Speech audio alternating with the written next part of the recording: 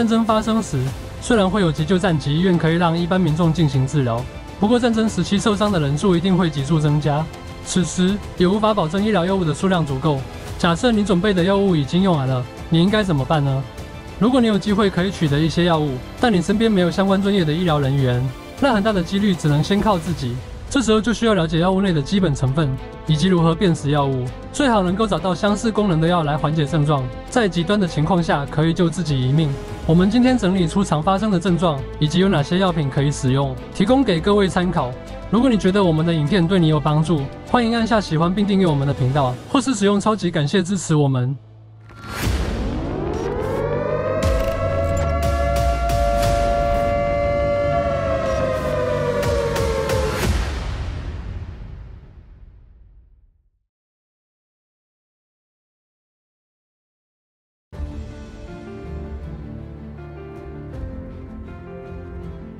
首先，我们要来说明发烧的症状。你可能会因为感冒而产生头痛、发烧。假如有发烧或疼痛的状况，可以准备含有乙酰胺酚的药物，它最常被用来止痛、退烧，也是卫福部核准的药品。如果你有这类需求，可以认明药物成分内有乙酰胺酚的字样。以下这几款是卫福部食药署药品查询平台搜寻到几种含有乙酰胺酚成分的药物，提供给各位参考。第一种为安克痛定，外观为黄色椭圆形，药物有大写的 HC 字样。药品中间有一条明显的直线。第二种为温斯顿范斯定，外观为白色圆形，并刻上温森312字样。药物另外一面有刻一横线。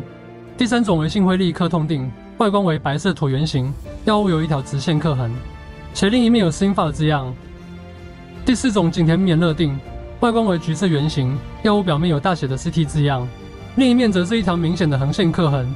第五种药物罗德必安痛定，外观是白色椭圆形，药物表面标示路字字样，另外一面的刻痕为直线。第六种为永胜安离痛定，外观是黄色椭圆形，药物表面刻有一字样，另外一面刻痕为直线。第七种为景田乐退颗粒，外观是粉色的颗粒剂。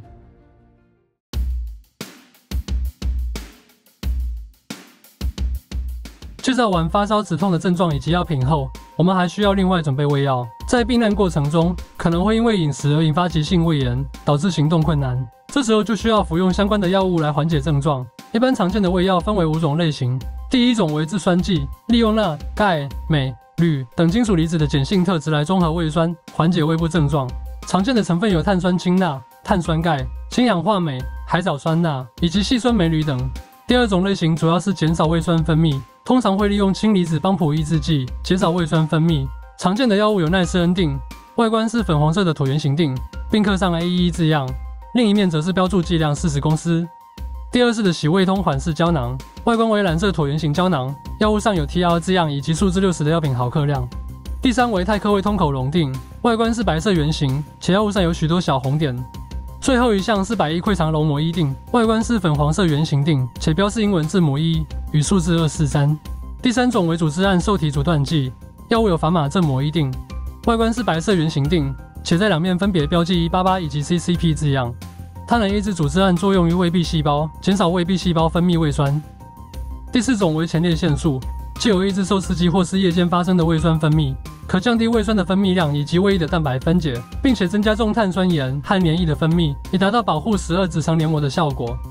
常见的药物有喜克溃，外观是白色六角形锭，两面都刻有一条横线，其中一面有标记色偶与数字1461。不过此类药物会导致子宫收缩，有怀孕的妇女应该避免服用此药。第五种是黏膜保护剂，藉由在胃的黏膜上形成保护性的膜，减少胃酸对于胃壁细胞的伤害。常见的药物有舒可来，外观为白色圆形锭，其中一面刻上药商的 logo， 另一面则是标注数字769。不过此药需要在酸性的环境下才能形成保护膜，因此建议空腹时服用。除了胃药之外，还需要考虑止吐相关药品。止吐药常见成分为多普利度，它能缓解恶心、呕吐的症状，也可以促进肠胃蠕动。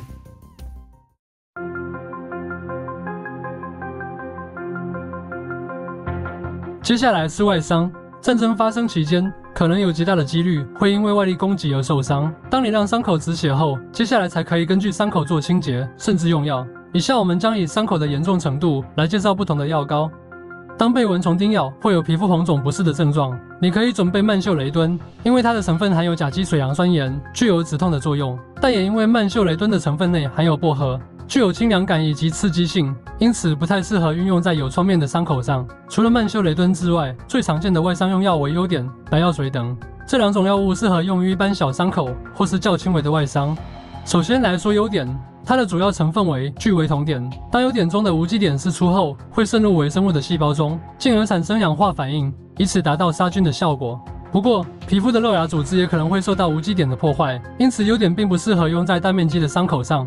第二是白药水，白药水含有多种成分，包括局部麻醉剂、血管收缩剂、抗组织胺以及杀菌消毒剂，因此它也有杀菌、止痛、止血与消肿的功效，适合处理表皮的轻微伤口。除此之外，还有抗生素药膏。抗生素药膏适合用于较大或深度较深的伤口。根据台大医院油性化药师的专题报道内提到，常见的表皮致病菌有A型链球菌以及葡萄球菌等。当身体有较深、面积较大或伤患免疫力低下的情况，可以在医师的处方下使用抗生素，帮助伤口愈合。而台大常用的抗生素外用药膏有以下几种，分别是汉霉素乳膏，成分主要为富硒地酸，它可以透过抑制细菌的蛋白质合成而产生杀菌效果。第二种为盐酸四环素眼药膏，成分为四环霉素，主要功能是缓解眼部细菌传染性炎症。第3与第4种分别为卓肤星乳膏以及烫肤舒乳膏，两者主要成分都是磺胺嘧啶银，通常会用于2度和3度的灼伤，预防感染症状发生。最后一种药物是素贝粉，它的主要成分有新霉素以及蛋白酶，其中新霉素为主要的抗菌成分，而一蛋白酶能够溶解伤口上的脓血与坏死组织，帮助伤口的清洁。以上就是今天的内容。假设你拿到的是裸药，又无法得知该药的效果与用量，你可以前往卫生福利部的食品药物管理署网站，或者是药师公会等其他用药查询平台，找寻药品外观资料查询，输入相关资讯，并将搜寻出来的结果与您手上的药物互相比对，就可以推断出这种药物具备何种功效以及如何服用。提醒各位，用药期间最好还是遵照医嘱，尤其是孕妇、孩童以及蚕豆症或三高患者等可能对药物过敏的观众。有需要准备相关药品，建议各位咨询您的药师或医师，帮助您了解各项药物的用法以及用量。如果你对这集内容有兴趣，可以留言告诉我们，也可以帮影片按下喜欢并分享，订阅我们的频道，使用超级感谢，开启小铃铛。我们下部影片见。